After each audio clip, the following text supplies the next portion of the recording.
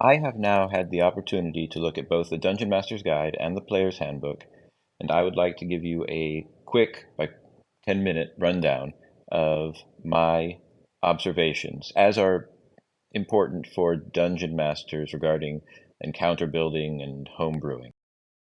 The fundamental math as presented in 2014 has not changed, but it is being utilized differently. The most fundamental change is that they are compressing the adventuring day into two-thirds of what it had been. Instead of an 18 round adventuring day, there will be a 12 round adventuring day. To that end, individual encounters are now about 50% more difficult. Both the 2014 and the 2024 Dungeon Master's Guide each have a table describing a encounter experience points by level. The table in the 2014 Dungeon Master's Guide lists minimums. The table in the 2024 Dungeon Master's Guide lists maximums for difficulty. The easy column from 2014 has been dropped. The medium column from 2014 is now the low column in 2024. The hard column in 2014 is now the moderate column in 2024. The deadly column in 2014 is now the high column in 2024. In 2014, the deadly column was not truly deadly. It was more like very hard. In 2024, the high column looks like if you exceed that value, you are in TPK zone. But the function of that column is not constant. They've dropped the numbers in tiers 1 and 2, increased the numbers in tiers 3 and 4. To account for the more difficult encounters, player classes have been made offensively 50% more powerful. How that was accomplished varies by each class and subclass. At-will abilities, like extra attack, sneak attack, those individually became more powerful. Daily abilities, such as spell slots, have been made more easily compressed into a fewer number of rounds. Many of the rules changes can be traced back to permitting spellcasters to cast more spells. Player defensive abilities have not significantly increased in the sense that their defensive challenge rating is the same. A diverse party, 4 characters at level 20, will collectively have a defensive challenge rating of 30, as it was before. However, they have um, made healing in general and defensive spells and abilities more efficient, more easy to use. The 20th level player character is no longer CR 14, it's now CR 16. The 20th level sidekick is still CR 8. Magic item awards have not changed, and they even explicitly explained that magic items are not part of the encounter calculations, although they still didn't explain why magic items exist. The sections on creating new magic items or creating new spells are almost unchanged. The values in a couple of the table rows have changed, but it looks like that was just a matter of deciding to round up instead of down. Even so, that actually did help me change my understanding of how multi-target spells are designed. Previously, it seemed to me that a spell with multiple targets assumes 2 targets.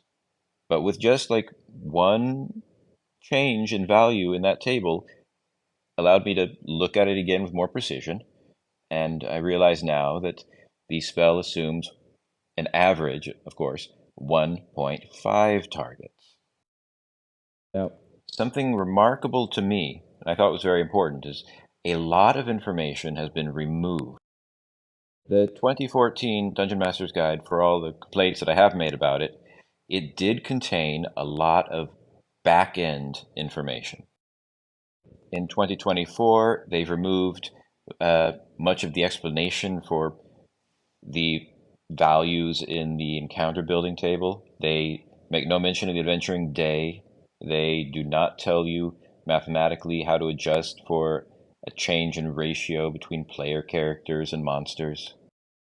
They have completely removed the sections about creating new species and creating new class options, which they weren't very helpful for the most part, except for the spell point system, which was really crucial for understanding how the game mechanically works. Well, that's gone. They've also removed everything regarding making a stat block. The making a monster section in 2024 is a very short section about a few ways you can make minor changes to existing stat blocks. So that huge, messy explanation of how to make your own stat block from scratch in 2014, none of that's there. And in the section about designing NPCs, again, all mention of possibly making a stat block on your own have been removed. There's no villainous class options in there. It tells you find an existing stat block very explicitly. Clearly, they're okay with us making spells or magic items.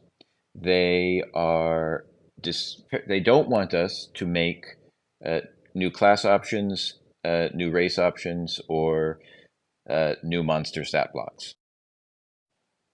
So a 20th level character with magic items is no longer effectively level 26. Now they're more like effectively level 29. And a CR 30 monster is no longer a hard encounter for such a party. Now it would be more like a CR 34, which would mean CR 28 mythic. Challenge rating itself, that is the number assigned to a monster, is not changing. So that will continue. Traps, hazards, deal significantly less damage. I would guess because player characters are now relatively fragile compared to the state of being in 2014. So they would want less damage dealt to characters outside of combat proper. Because of the changes made to classes to make them more powerful on a round by round basis, the classes are much less symmetrical now. I am going to need to reevaluate them entirely, I think. Almost entirely, I think. For each class, the 19th level Epic Boon feat, there is a suggested Epic Boon feat. That suggestion is expected. The 20th level power of the class is based on your following that recommendation.